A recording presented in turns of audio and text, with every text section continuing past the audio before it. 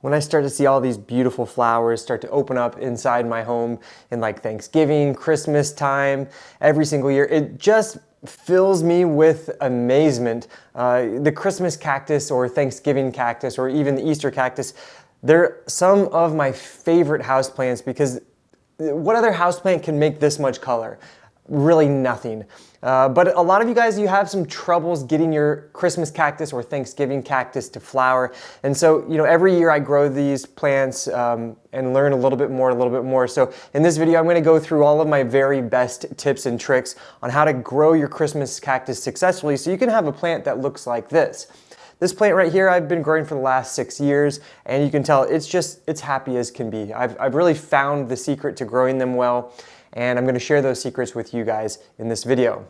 Now, Christmas cactus is, for most of us here in North America, United States, Canada, we're sold them as Christmas cactus when in reality they are Thanksgiving cactus. Here you can see the difference between a Thanksgiving cactus, a Christmas cactus, and an Easter cactus. The growth and care is relatively the same, but there are some slight differences in respect to the shape of their foliage between the Thanksgiving and Christmas cactus, and then the Easter cactus has a much different flower style, which is absolutely, it's really cool. I need to get one.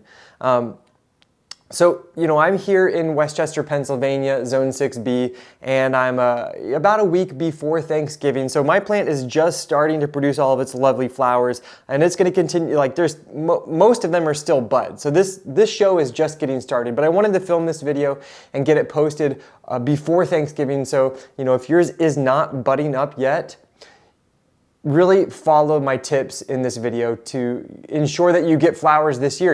If you follow what I'm giving, the instructions I'm telling you now, you can get flowers in 6 weeks, okay? So as just a point of reference, these plants, the Schlumbergera, are native to the rainforests of Brazil. And in their native habitats, they are a semi-epiphytic plant, which means they grow in cracks and crevices, whether that's like in the, between the trunks and branches of trees and rocks, rocky areas.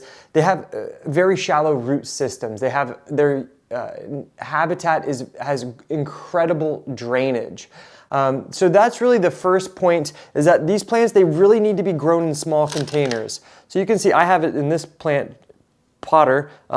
thing, but I have it growing in this pot right here. And you can see this plant is it's just totally exploding out of this container. And that's what these plants need. They need to be grown in small containers, because what that allows for when their roots are really growing and filling out the containers, it allows for consistent oxygen in the root zone, which allows for them to grow really happily and healthily. Yes, they are succulent plants, so they're not going to want to stay waterlogged. So when we grow them in a small pot, that allows them, when you water them, the excess water is going to drain, and you're going to empty that extra water that sits in the tray, and then they're not going to be sitting in extra moisture. And that's really important for these plants. They do like consistent moisture. They are from the rainforest, so they are used to that consistent moisture, but they don't want to be waterlogged. They don't want to be sitting in moisture. So definitely a container that's small with drainage holes is going to make your life so much easier. You can grow them without drainage holes. It's a little bit more complicated. And in terms of the type of soil medium, just a normal houseplant bagged potting mix is fine. I don't use succulent bagged potting mixes for my Christmas cactus, because the normal houseplant bagged potting mixes, they have a little bit more sphagnum moss, which is going to retain a little bit of moisture, and these plants appreciate that. They don't want to be bone dry. They don't like being bone dry. So that takes us to our next point, which is the consistent moisture. They want to be watered regularly, and especially when they're starting to produce their flower buds, giving them moisture, once a week, once every 10 days is going to be great. But don't let them stay soggy and moist. Don't plant them in a container that's too big, that's going to hold on to that moisture, because if they hold on to too much moisture, they will start to drop those flower buds, and they're just not going to be happy growing plants. You're going to see a lot of the foliage start to get mushy and fall off, and we don't want that. We want to give them the right amount of moisture, which is regular moisture, not too much, not too little. It's really, it sounds more complicated than it is. I would give this plant maybe 6 to 8 ounces of water once every 10 days. All right, so now let's talk about the correct lighting. Yes, it is a succulent. For most of us, we're gonna think they need like really intense sun. That's not the case with these plants. They are rainforest dwellers. So they're used to having like dappled, filtered light.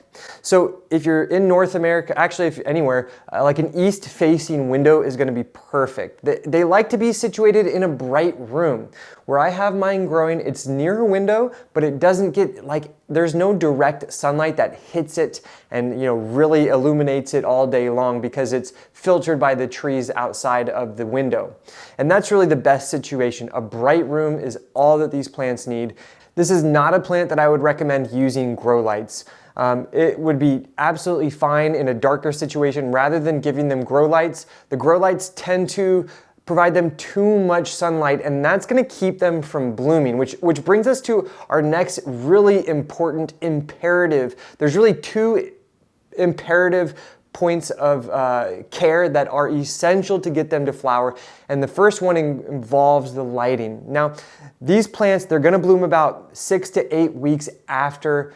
We're talking about our Thanksgiving cactus and Christmas cactus. They're gonna bloom about 6 to 8 weeks after the autumn equinox, right? So in North America, that's like, the autumn equinox is in September 20th, thereabouts. And then about 2 months later is when these start to produce their flower buds and their flowers. They need that 6 to 8 week period where they're gonna have 12 hours of brightness, daytime, and then 12 hours of darkness. So this is a plant that needs to be in a room where, there's not going to be lights on all night long. If if it's in your bedroom and you stay up till midnight and then the sun's up at 7 a.m., that's not going to be enough sunlight for these plants. You can take a box and put a box over it if your plant's small, if that's what you want to do, and that can work, especially if you live in an apartment where you don't have a lot of options. That would be my best recommendation. Literally put a box over it at 8 p.m. and then take that box off at 8 a.m. But for the rest of us that have some extra space, it's naturally going to occur. I keep it in this room. This is our living room, our family room. We're here till, 8, 9 p.m. But it's not, we don't have a bunch of lights on at that time. So the sun is set and then there's no lights on in this room until the sun rises the following day. And that is absolutely perfectly fine. It's not a complicated thing unless you live in a situation where you don't have the ability to provide it like that consistent darkness all night long. All right, so that is the very first, that is a very important, essential. Without giving it the proper amount of nighttime, these will not produce flowers. That much I can promise you. Now, the second most essential point that needs to be correct in order for them to flower is having that 6 to 8 week period where you're providing it with the darkness at night. They also need to have cooler temperatures during the nighttime. So also, if you live in a home where, a small apartment where you have that central air that keeps it warm all night long, that's going to be very challenging for these plants to get that proper cooling at nighttime in order for them to set buds.